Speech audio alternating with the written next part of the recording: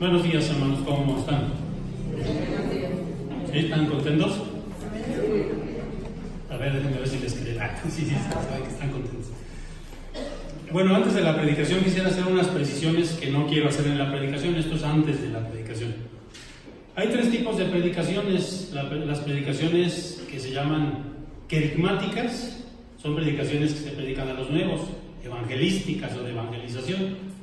Hay predicaciones que se llaman pastorales, que son todas las que tienen que ver con las necesidades prácticas de la iglesia, como cuando se predica de la familia o de alguna necesidad pastoral que hay en la iglesia.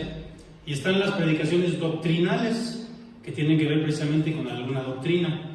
Yo me he dado cuenta las veces que he venido acá, que pasan, por ejemplo, aquí y leemos algunos de los credos, algunas de las confesiones o algunos de los artículos de fe o doctrinales. Y eso es muy bueno porque nosotros tenemos una doctrina.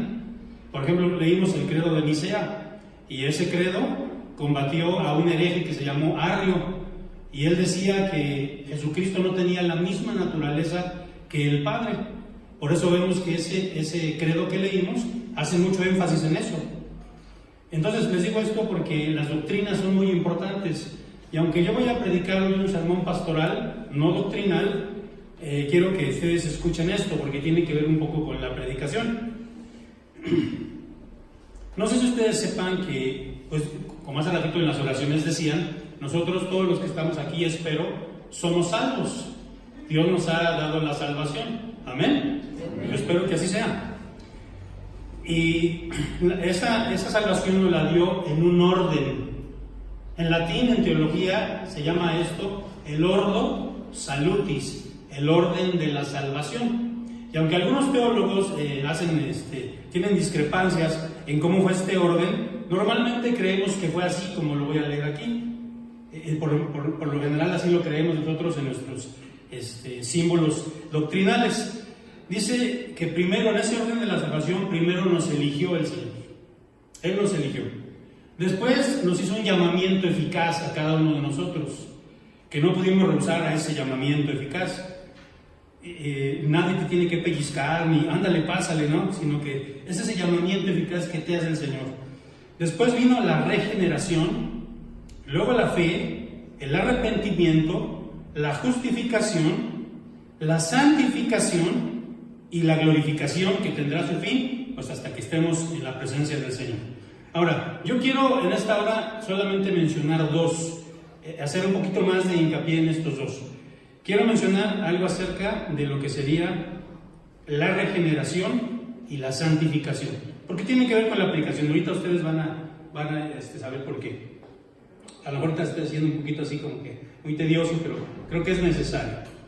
Dice la regeneración: habiéndonos despojado del viejo hombre con sus hechos, dice el apóstol, y revestidos de nuevo, el cual, conforme a la imagen del que lo creó, se va renovando hasta el conocimiento pleno. Entonces, esa es la regeneración, cuando muere nuestro hombre viejo y surgimos al hombre nuevo. Pero ¿qué es la santificación? Y eso me gustaría leerlo también. La santificación es aquella obra de la libre gracia de Dios, por lo cual somos completamente restablecidos a la imagen de Dios y puestos en capacidad de morir más y más al pecado y vivir piamente y plenamente. Entonces, quise hacer énfasis en estas dos partes doctrinales del Ordo Salutis, en la regeneración y en la santificación. Espero que les haya quedado claro qué es la regeneración y qué es la santificación. No voy a predicar de esto, no es un sermón doctrinal, solamente quise mencionarlos. Entonces, ahora sí, mis amados hermanos, les pido que tengan sus Biblias abiertas ahí en Deuteronomio capítulo 7. ¿Cómo se llama la predicación, hermanos? Es muy importante que sepamos cómo se llama la predicación. Sí tienen, bueno, no sé si tengan boletines o no, pero ya el pastor dijo. ¿Sí saben cómo se llama la predicación o no? Muy bien. Bueno, yo le cambié un poquito el nombre, pero fue culpa mía, ¿verdad? Es lo mismo, está bien así el título. Tomando las bendiciones de Dios, porque son para vivirse. Es similar, yo lo compliqué un poquito más. Hace años leí en un libro de ilustraciones, que no es muy recomendable usar ilustraciones de los libros de ilustraciones, porque ya están muy choteadas, porque se chotean las ilustraciones, ¿no? Todos los pastores como que a veces usamos esas mismas ilustraciones. Pero esta ilustración me gustó mucho. Y no sé si está choteada, si ya la escucharon o no, pero me gustó mucho. Entonces dicen que en una ciudad, en un pueblo, había un hombre que era muy sabio, pero muy, muy, muy sabio. Y le tenían envidia, las personas le tenían envidia. ¿Cuántos saben que cuando alguien hace algo bien, hay gente que les tiene envidia? Y entonces la gente del pueblo le tenía envidia a ese hombre porque era muy sabio. Él vivía como allá, como en la montaña, como ermitaño, y entonces era muy sabio. Y la gente de la ciudad, contrataron a un niño, a un chamaquito. Allá me escuché así como viejo, ¿verdad? Como ese chamaquito, bueno, sí estoy viejo, ¿verdad? Pero bueno, a un niño, un chamaquito,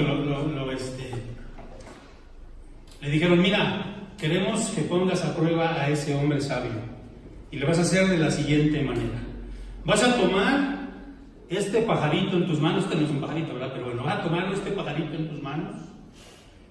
Y tú le vas a decir: sabio, si es que eres muy sabio, dime cómo está este pajarito. ¿Está vivo o está muerto? Y muy fácil, niño.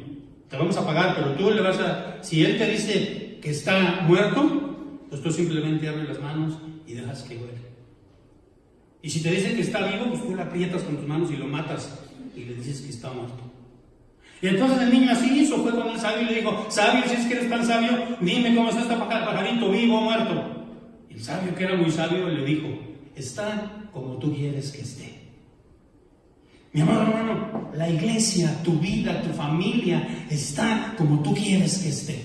Y esto no es una herejía, por eso quise decirles y leerles lo que les leí acerca de la regeneración y la santificación. Porque Dios ya nos dio los elementos a cada uno de los que estamos aquí para tener una vida victoriosa en Cristo. ¿Amén? Esa es una de las lecciones de la doctrina bíblica cuando vemos el libro del pastor Vidal Valencia. La vida cristiana victoriosa. ¿Amén? Pero a veces, mis amados hermanos, no tenemos esa vida victoriosa. ¿Por qué? En la Inglaterra del siglo XIX había grandes pastores. Uno de ellos era Carlos Spurgeon. Spurgeon es uno de mis grandes ídolos de la fe. Si así se puede decir, bueno, ídolo no, ¿verdad? Héroe de la fe, porque nosotros no tenemos ídolos. Uno de mis héroes de la fe es Carlos Spurgeon. Un gran pastor, un gran predicador, y él predicaba allí en Inglaterra, en Londres, en una iglesia de 5,000 personas, el Tabernáculo Metropolitano de Londres. Imagínense predicarle a 5,000 personas cuando no había todavía bocinas y no había micrófonos y no había nada de esto. Ese hombre tenía un vozarrón, tenía una potencia para predicar. Pero allí en Londres también predicaba otro gran pastor llamado Joseph Parker. También predicaba Joseph Mueller también.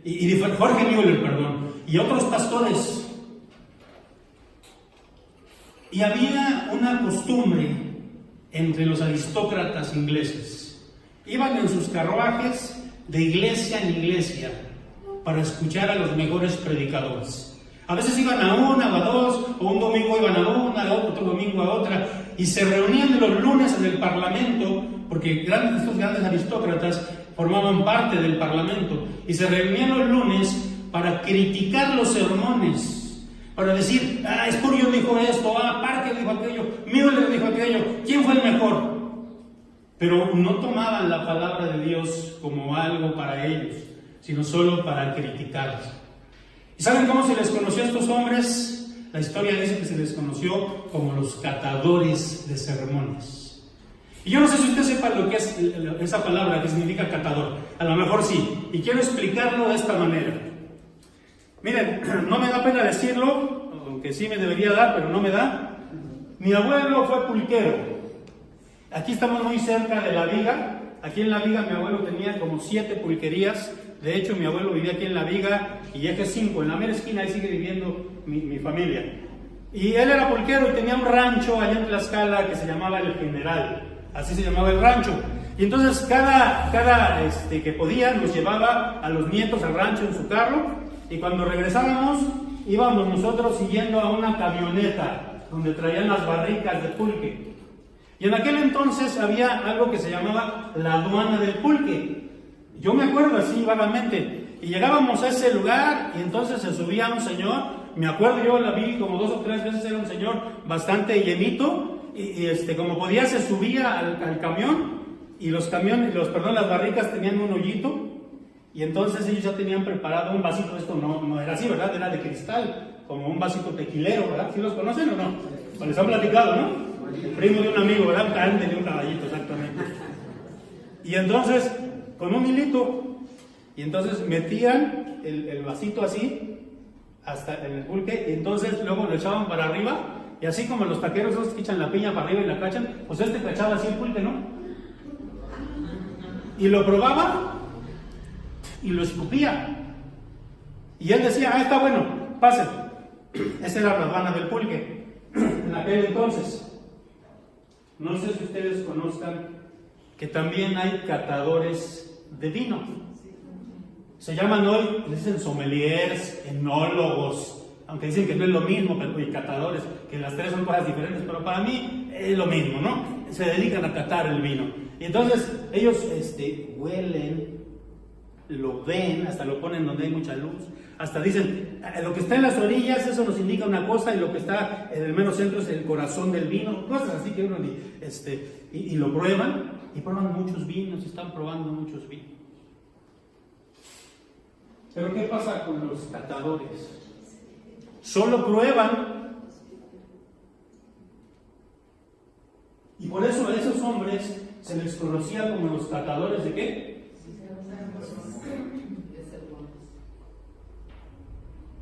Porque realmente solo probaban, pero la bendición no estaba en ellos, la bendición no era para ellos, solo probaban. Es como el pueblo de Israel cuando estuvo a punto de entrar a la tierra prometida, solo probaron. Los 3 espías entraron y solo probaron.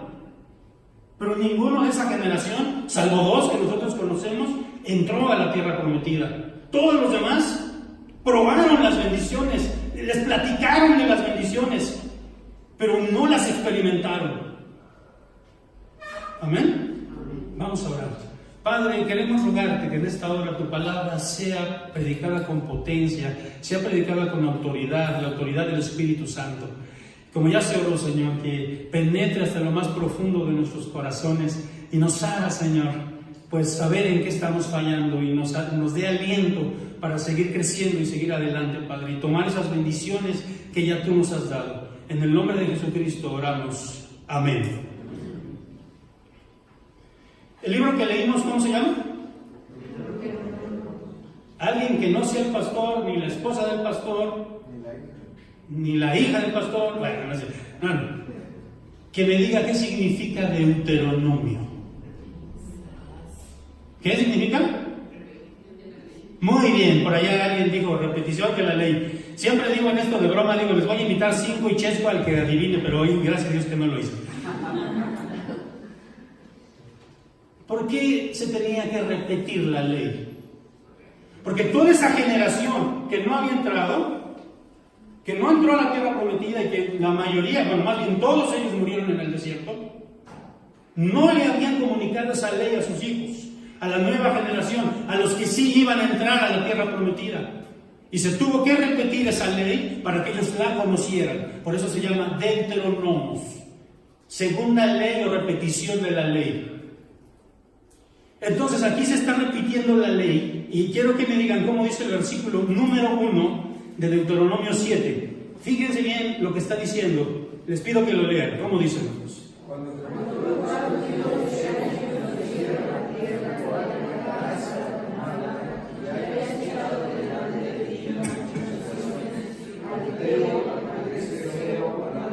Perdón, se me olvidó decirles que hasta la parte A nada más. Perdónenme. ¿Qué tenían que hacer? ¿Qué tenía que hacer esta nueva generación? A ellos ya se les había prometido que iban a entrar a la tierra prometida y se los cumplió, Dios les cumplió. ¿Qué tenían que hacer ellos?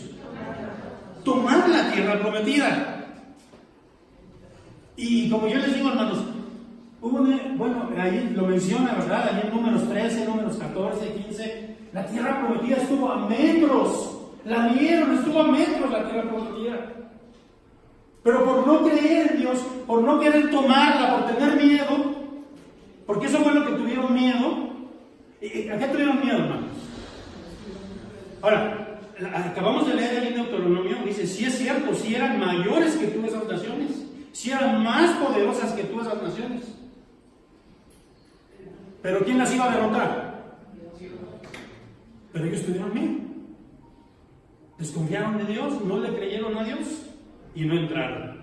Ahora, ellos, aquí dice que se les iba a dar esa bendición. Aquí todavía no la tomaban, les estaba repitiendo la ley porque ya la iban a tomar. Pero yo quiero que leamos un pasaje, ayúdenme a leer un pasaje. Juan 10:10. Es un versículo bien hermoso, porque toda predicación debe ser cristocéntrica. Y aquí está hablando, ¿quién está hablando? Juan 10:10. ¿Cómo dice, mis amados hermanos?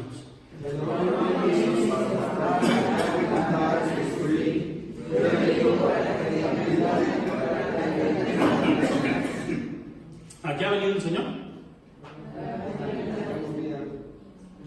¿Vida de qué? Yo a veces veo tus caras, veo mi cara, veo de varias iglesias donde me ha permitido el Señor ir, y yo digo, no tenemos vida abundante, no tenemos esa vida plena, por lo menos no se nota, no se refleja. Ahora, ¿ella nos la vino a dar? ¿Sí o no? Sí. Fíjense, la palabra, hermanos, que se usa ahí para abundante, a mí me llama mucho la atención porque es la palabra perizos, no perisur. Se parece, pero para que ustedes, perizos. Esta sería una nueva marca, ¿no? de tiendas. Es un adverbio de cantidad y significa superabundante, superior en cantidad. Y como la palabra peri significa alrededor de, significa algo que te cubre en su totalidad. Entonces, ¿qué está diciendo ahí de la palabra cuando Jesús dice que nos vino a dar vida en abundancia? Que Él nos rodeó y que nos dio todo abundantemente. Yo sí lo entiendo. Fíjense, quiero leer para ustedes, no lo lean, pero si lo quieren apuntar, los que están apuntando, Éxodo 3:17 dice así: y he dicho yo, sacaré de la aflicción de Egipto a la tierra del cananeo, del eteo, el amorreo, el fereceo, el heveo y el jebuseo, a una tierra que fluye, y hasta se lo saben de memoria sin haberlo leído. ¿Una tierra que fluye qué? Perdón, hermanos, ando un poco malito. La leche, le pedí al pastor, miren, y trago deslactosada, está bien porque esa la vamos a usar después, ¿verdad? Para que haya leche, ¿qué debe de haber? Y para que haya vacas, ¿qué debe de haber? Muy bien, pastos. Y para que haya pastos, ¿qué debe haber? Y este era un lugar donde no solo había leche, sino que fluía la leche. Ahora, la leche simboliza el sostenimiento material de parte de Dios, porque implica que había pastos, que había ganado, que había vacas, que había que comer carne, que había todo. Pero saben, en teología simboliza algo, yo estaba estudiando, simboliza algo bien tremendo, porque simboliza a la leche, siempre se la asoció con la maternidad. Y la maternidad siempre se ha asociado, muchas gracias, siempre se ha asociado con la ternura. Aunque ahora, si se dan cuenta, ¿verdad?, cómo está la sociedad de corrompida, porque prefieren ver imágenes pornográficas, y ahora se ha dicho que es malo, que es una cosa asquerosa ver a una mamá amamantando. Para mí esa es la cosa más tierna que puede haber. Hace unos días fue mi cuñada a la casa, ella tiene un bebecito, y estaba allí en el sillón amamantando a su bebé. Y yo, ¿qué cosa tan más tierna, tan más hermosa? Porque es el dar el amor, la ternura. Si esa, hermano, si quiero ponerlo así, si ese lugar que el Señor nos ha dado es un lugar donde fluye la leche, ¿debería fluir la ternura? Sí, ¿verdad? Sí. Habemos muchos, yo le decía de broma, espero no se enoje. Aquí a mi hermano, ¿cómo te llamas, hermano? Yo, Aram. Le decía a Aram, yo soy muy serio. Yo soy una persona muy seria, todo el mundo dice eso. A mis hijas, cuando me conocen sus amigos, tu papá es bien serio. Los vecinos, oye, tu papá es bien serio, ¿verdad? Y si se me nota así la cara como enojón, como decir, no soy, pregúntale a Daniel, no soy, pero se me nota, ¿no? Y le digo a Daniel, pero tú me la ganas. Ya encontré a alguien que me la gana de serio. Fíjense, hermanos, el ser serio es parte de la personalidad, es parte del carácter, del temperamento. Pero no se vale que entre nosotros no haya ternura. No sé si me estoy explicando. Miren, yo quisiera pedirle, bueno, aquí el pastor y su esposa pasan aquí al frente, pastores pasan aquí al frente. Y yo quisiera pedirle, no vaya a pasar como pasó en Estados Unidos, que pasé a una pareja y les pedí lo que les va a pedir a mis hermanos, ¿no? Le decía, a ver, hermano, ¿tú le podrías decir algunas palabras tiernas, amorosas a tu esposa? Y usted, hermana, también le podría decir algunas palabras tiernas, amorosas a tu esposo. Sí, no vaya a pasar, les digo como me pasó allá, porque la pasé a esta pareja y entonces yo no los conocía, ¿no? Y pasé a la pareja y entonces el esposo le quiere decir, no, pues te agradezco porque cuidas a la niña. No, pues te agradezco porque vas a trabajar. Pero bueno, pues usted le hago sus palabras. Ya después, cuando ya entendí, yo, pues siéntense, ¿no? Ya les dije. Después le dije, me dice el pastor de ahí, y es que agarraste a la pareja menos indicada, dice, porque traen un montón de problemas. Dice, no sé, dice, y hasta se andan separando. Pues yo sé que así no es el caso, ¿verdad? Entonces, por eso escogí a los hermanos para que no me vaya a tener una sorpresa, ¿verdad? Adelante. Gracias por cuidar al niño.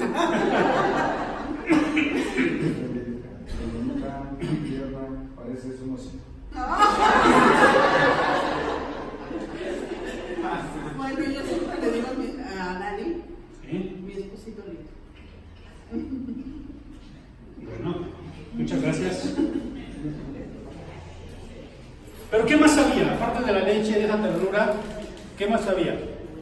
Ahora, el presupuesto nos alcanzó más para esta miel, pero había miel.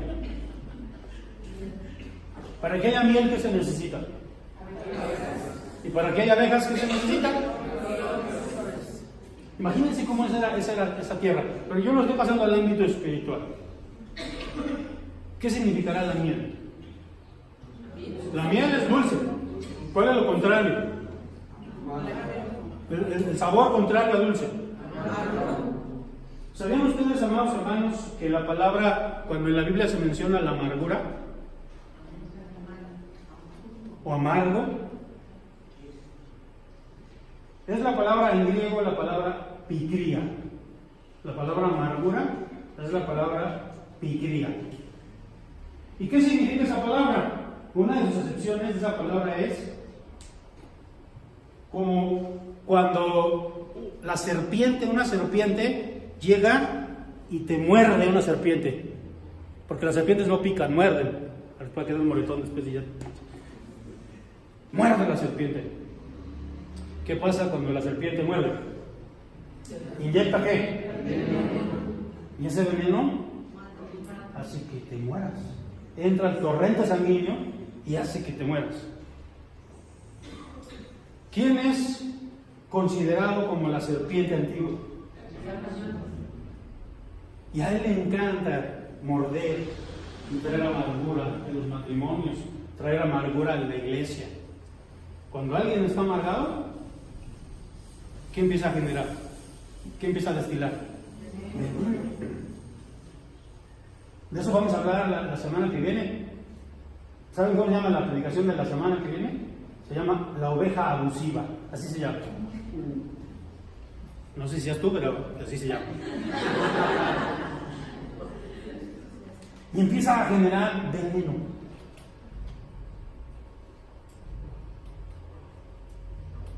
¿Sabían ustedes que la miel, y eso lo han descubierto hasta ahora, los científicos tienen poderes curativos?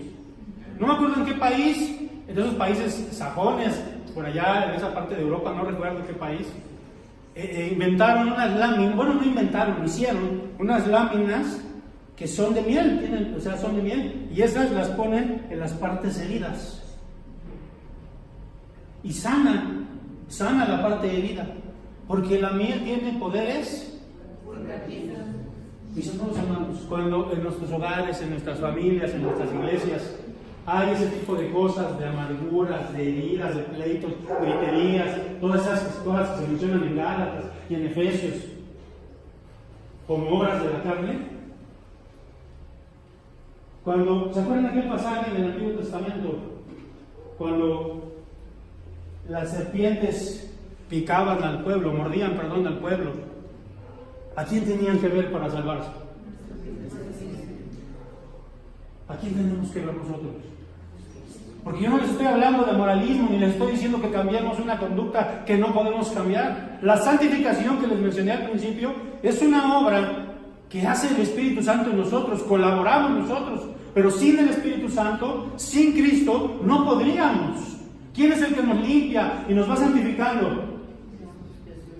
Pero hermanos, la premisa de esta predicación es: tomemos las bendiciones de Dios. Él ya nos dio una vida abundante. Nosotros sí podemos tener un matrimonio bonito, pero no queremos. Por nuestros orgullos, por nuestros egos. Nosotros sí podemos vivir una vida cristiana victoriosa, pero no queremos. Y eso tiene que ver con el segundo punto, mis amados hermanos. Tiene que ver aquí con este segundo punto que me gustaría que fuéramos allá a la palabra de Dios. Vamos ahora sí a leer la parte, estamos en Deuteronomio 7, la parte B del versículo 1, donde empieza a mencionar a todas esas naciones, hasta el versículo 5. ¿Sí? Y ahí vamos a tener la segunda cosa. La primera cosa es que nosotros debemos tomar las bendiciones.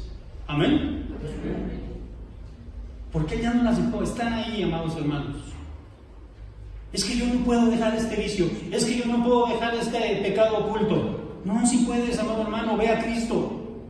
Cristo te puede sanar de esa mordedura. Cristo puede hacerlo. No lo vas a hacer tú, lo va a hacer Cristo. Pero toma esas bendiciones, tómalas. Voltea a ver a Cristo. Y entonces vamos a leer, ahora sí les pido, la parte B del versículo 1 hasta el 5. ¿Cómo dice?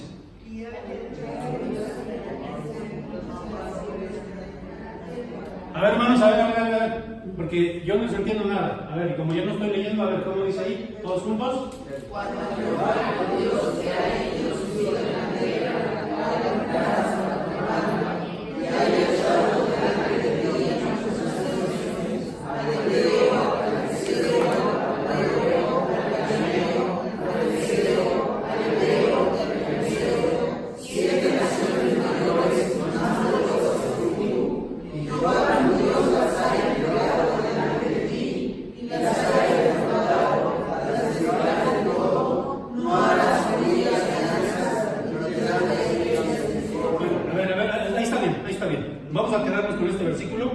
Y ahí ustedes tienen, los están apuntando hasta el versículo 5, pero vamos a leer solamente este versículo, porque aquí hace un resumen pues, muy bueno de lo que queremos mencionar.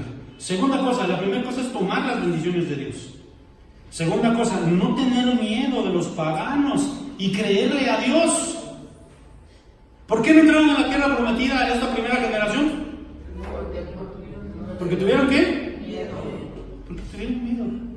Ahora, ¿tenían razón de tener miedo? Sí, tenían razón de tener miedo. Sí, porque cuando los vieron, tenían razón de tener miedo. ¿Pero qué pasó ahí? No le creyeron a Dios. Porque Dios les dijo, ustedes no los van a derrotar.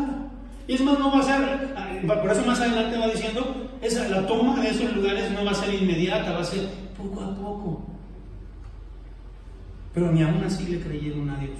Entonces no tenemos que tenerle miedo a los paganos. Miren, solamente quiero hacer mención de dos de las tribus que me mencionan ahí, esas tribus paganas, el del Eteo y el Gergeseo.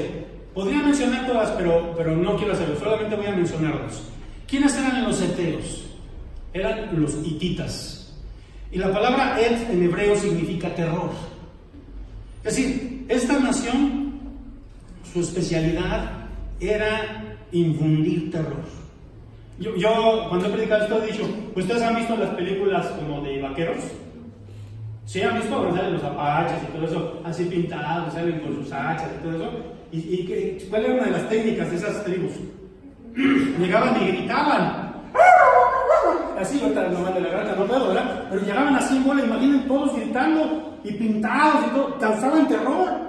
Y los hebreos tenían esa peculiaridad. Ellos usaban eso. Incluso había naciones que escuchaban que venían los hebreos y con simple el hecho de escuchar que venían, ya sentían pánico, sentían terror. Y hermanos, de manera espiritual así lo veo yo, mis amados hermanos, nos aterroriza a veces ver a los paganos y ver cómo ha crecido, cómo ha avanzado hasta la tecnología. Por eso muchos estudiantes, muchos de nosotros, cuando nuestros hijos llegan a las escuelas superiores, a veces dejan la fe, porque se apantallan, porque les da miedo. Y hermanos, así lo quiero ver yo. Por eso no tenemos una vida realmente abundante, no estamos experimentando las bendiciones de Dios, porque tenemos miedo a vivir la vida verdadera en Dios, los valores del reino de Dios. A ver, miren unos ejemplos nada más. Dicen ahora los psicólogos que nosotros no debemos darle pau pau a los niños, ¿no? ¿O cómo le dicen acá? Porque, ¿qué pasa si les das dicen los psicólogos? Oye, hermanos, si ustedes hubieran conocido a mi mamá, y a lo mejor mi esposa va a decir, no, si estás retraumado, ¿no? No, pero mi mamá es así, ejercía violencia familiar, no. Pero nosotros no le creemos, no le creemos a Dios. Dios dice que corrijamos a nuestros hijos y tenemos que corregirlos. A mí no me importa lo que diga Freud, no me importa lo que diga Pestalozzi, no me importa lo que diga su abuelita de Batman. Que por cierto apenas fue la batiseñal, ¿no? La verdad que sí, les gusta Batman, ¿verdad?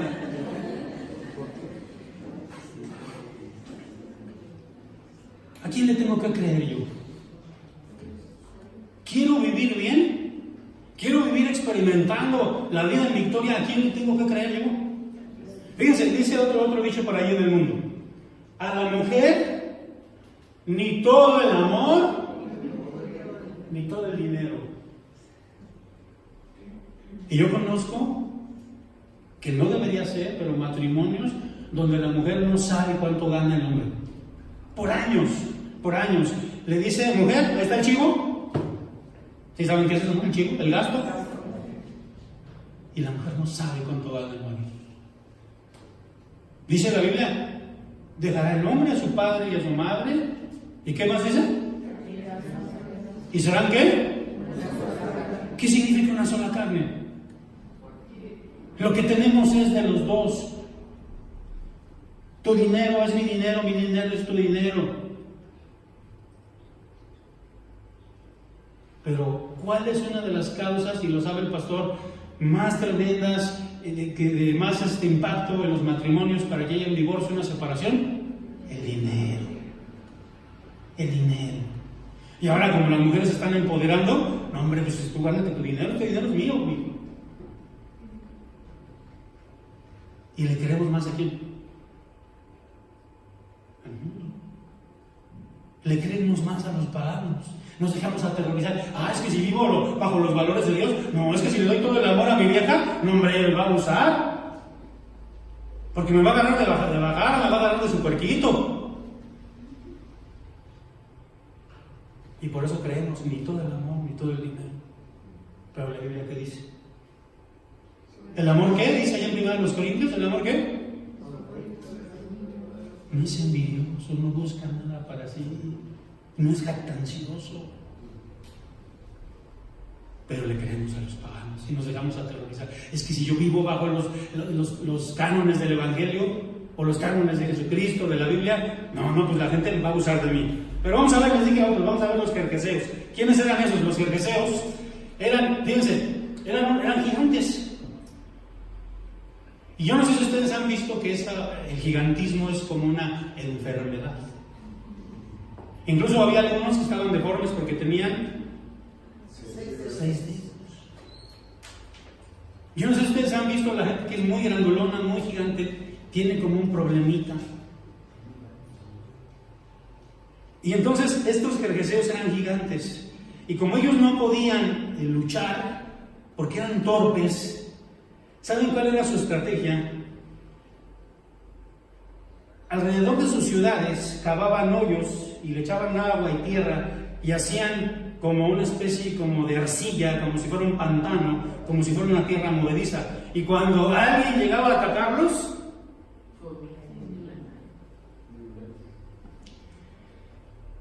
yo creo, hermanos, que a veces el creerle al mundo, el creerle a las personas de allá afuera, a esa filosofía, a esa mentalidad, es como vivir empantanado. Y no podemos realmente a veces avanzar hacia la vida cristiana victoriosa. Por ejemplo, siempre estamos estancados en lo terrenal, en los mejores celulares, en los mejores carros, pero la familia destruida. Fíjense, este es un versículo que se lee mucho, Proverbios 15:17. Mejor es la comida de legumbres donde hay amor, que de buey engordado donde hay odio. ¿Pero qué te está proyectando el mundo? ¿Ya tienes el iPhone 11? Ya hay 3 cámaras, ¿no? Está impresionante. Aunque debas todo, y aunque por ese deber tu familia se esté cayendo a cachos, y estamos empantanados, y por eso no te podemos vivir una vida victoriosa, porque les creemos y creemos en esa filosofía. Fíjense, aquí siguiendo en esta parte, solo esas 2 naciones, podría ir viendo todas, pero no me quiero tardar tanto. Fíjense, ellos adoraban a los ídolos que los desviaban. Fíjense, ahora, ¿quiénes eran esos ídolos? Baal. Bueno, la palabra Baal es un término general, era como Dios, como Señor. Había muchos Baales: Milcom, Acera, Moloch, otros más. Y fíjense, la mayoría de estos cultos a esos dioses tenían que ver con la fertilidad. ¿Y por qué les digo esto? Porque eso era muy atractivo, porque había prostitución sagrada. ¿Qué significaba eso? Que cuando alguien llegaba a uno de esos templos a adorar a esa diosa o a ese dios, tenía relaciones sexuales. Allá había prostitutas, mujeres, que los hombres podían venir y tener relaciones con ellas. Y también había hombres que las mujeres podían venir y tener relaciones con ellos. Y eso era muy, muy atractivo. Adorar a estos dioses era muy atractivo. Hermanos, el sexo vende, ustedes lo saben. Fíjense, solamente les voy a pedir que abran sus Biblias en 2 de Reyes, capítulo 23, versículo 7. Aquí está hablando de las reformas ¿cómo se llamaba este rey? Ahorita se me fue. Bueno, gracias, hermano. ¿Cómo dice ahí? 2 de Reyes 23, 7. Fíjense, hermanos, léanlo, por favor. Sí, si quieren les ayudo a iniciar. Además,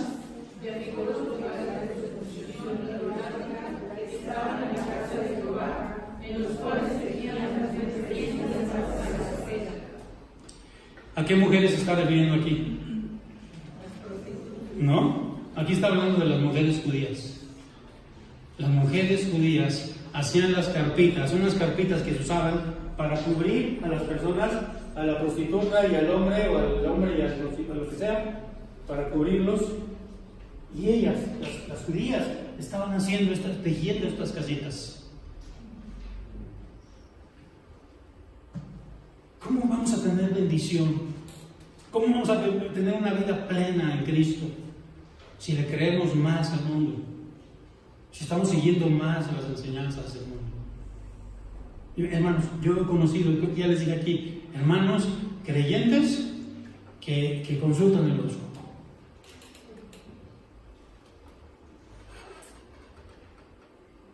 Bueno, quiero ir a la tercera cosa. Ya vimos, la primera cosa es tomar las bendiciones, la segunda es no tener temor de las naciones paganas, no dejarnos, voy a usar una palabra ahí medio coloquial, no dejarnos apantallar. Y aquí no vamos a hablar, yo creo que ustedes ya han escuchado mucho acerca de eso. Por ejemplo, muchos se apantallan con la ciencia, llegan a un hospital, la NASA y las computadoras.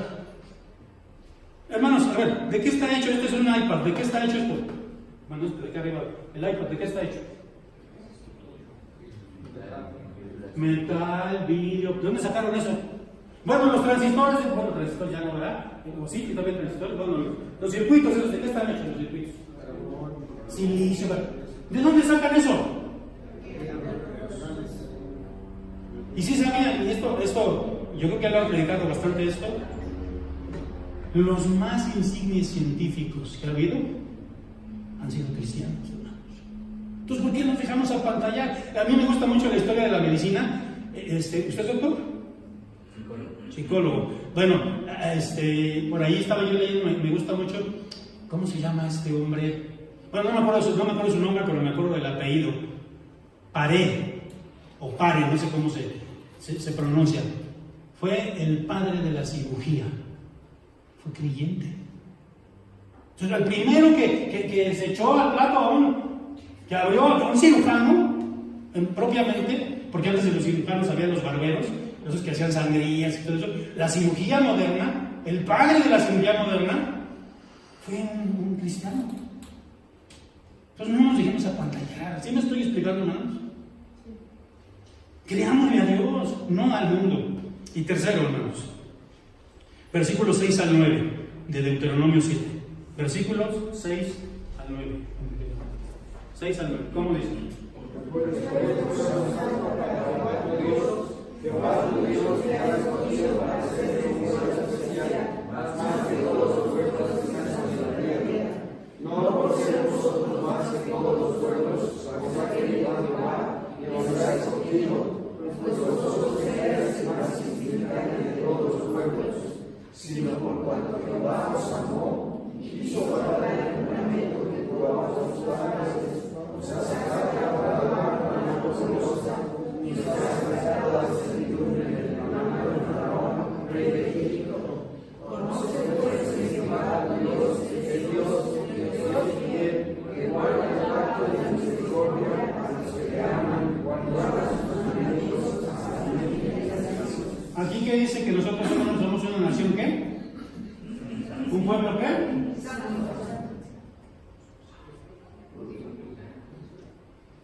Es decir, somos un pueblo especial.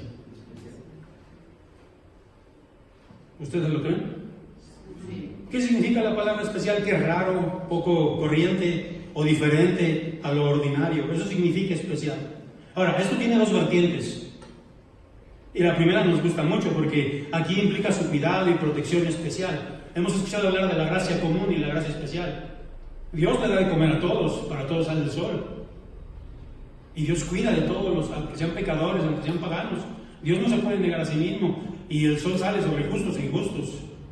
Pero Él tiene algo que se llama para nosotros la gracia especial. Tiene un cuidado especial de nosotros. Fíjense, aquí yo seleccioné un versículo en la Nueva Versión Internacional. Pude haber seleccionado muchos, pero solo seleccioné este. Fíjense bien lo que dice. Isaías 43:4 dice: a cambio de ti entregaré hombres, a cambio de tu vida entregaré pueblos, porque te amo y eres ante mis ojos precioso y digno de honra. Dios dijo esto de su pueblo. Somos especiales para Él. Somos su especial tesoro. Somos la niña de sus ojos. Somos especiales para Dios. Amén. Y eso nos gusta mucho porque habla del cuidado, habla de que Él nos provee, de que somos realmente especiales. ¿Por qué? Y ahí lo dice. No, porque ustedes saben, el pueblo más cuchito de todos. A eso dicen la ley.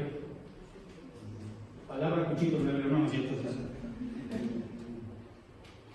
Pero tiene otra implicación. Así como somos especiales para Dios, nuestro vivir debe ser ¿qué? Especial. Y ya vimos que es especial, algo que es extraordinario, algo que es fuera de lo común. Nuestro vivir debe ser así. Quiero poner un ejemplo. ¿Cómo se llama esta mujer que se casó recientemente con el Harry, que se llama? Meghan Markle se llama. Gracias por acordarme. Esta mujer de la realeza inglesa, pues ella no era de la realeza, ¿verdad? Era plebeya.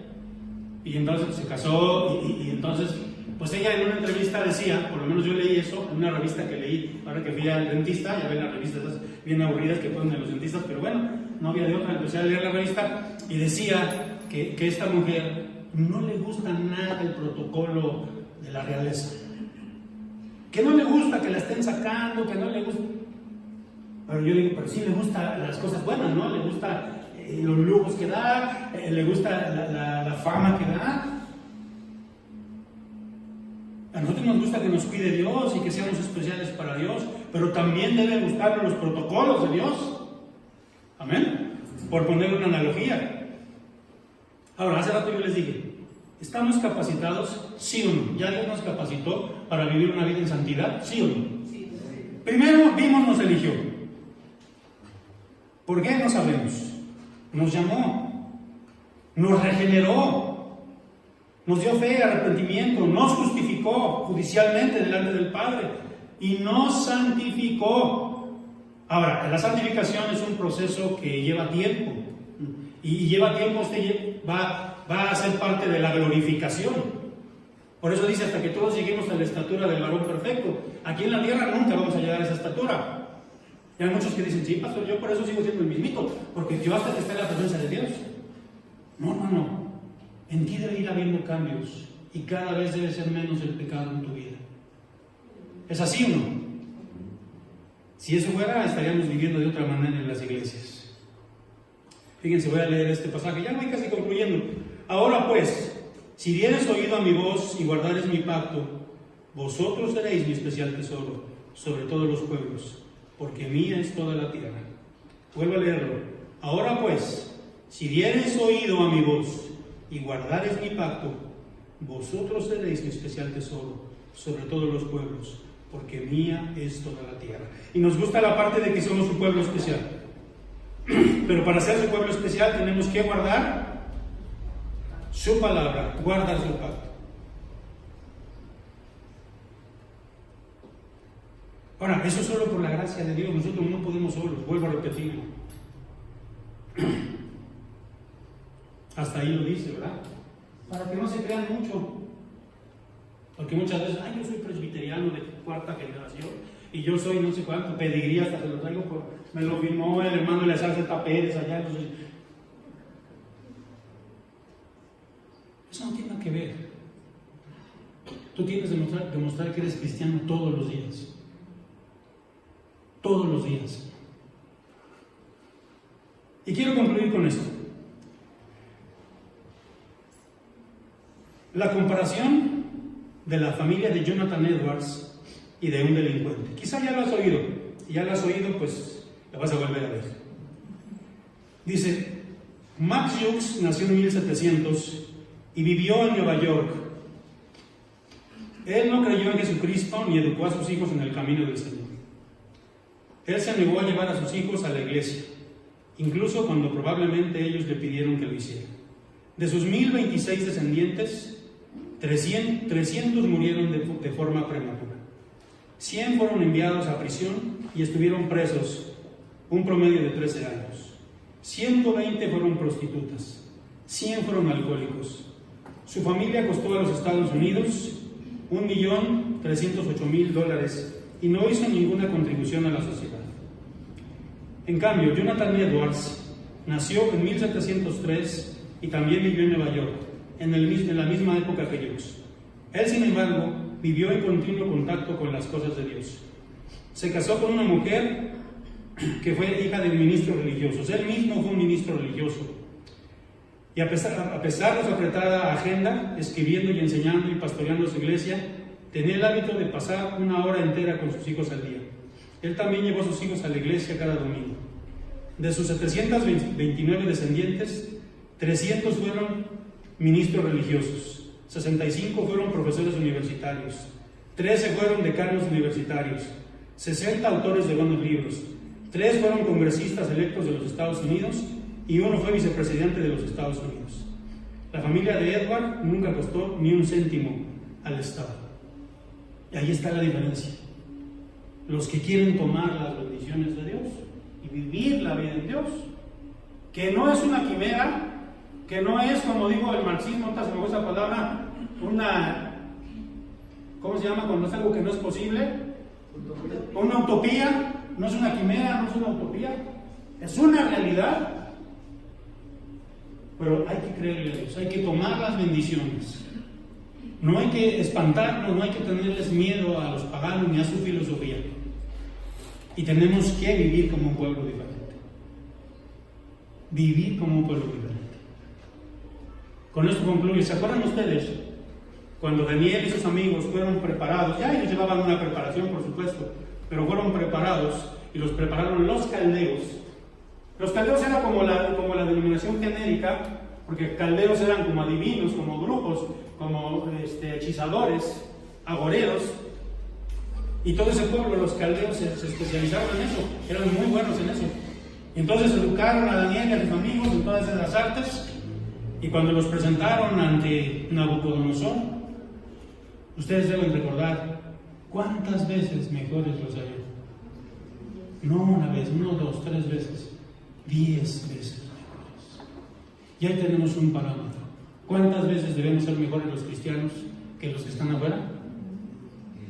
Tu matrimonio debe ser 10 veces mejor que el de los paganos. Tus estudios deben ser 10 veces mejores que el de los paganos. Tu comportamiento debe ser 10 veces mejor que el de los paganos. Dios quiera bendecir su palabra y dejo al pastor para que pueda hacer una oración. Y con esto concluimos. Dios los bendiga. Dios te bendiga, hermano. Oremos a Dios. Padre, gracias por darnos esta palabra a través de tu Hijo. Y como fue ya la exhortación final, ayúdanos a ser 10 veces mejores en todo.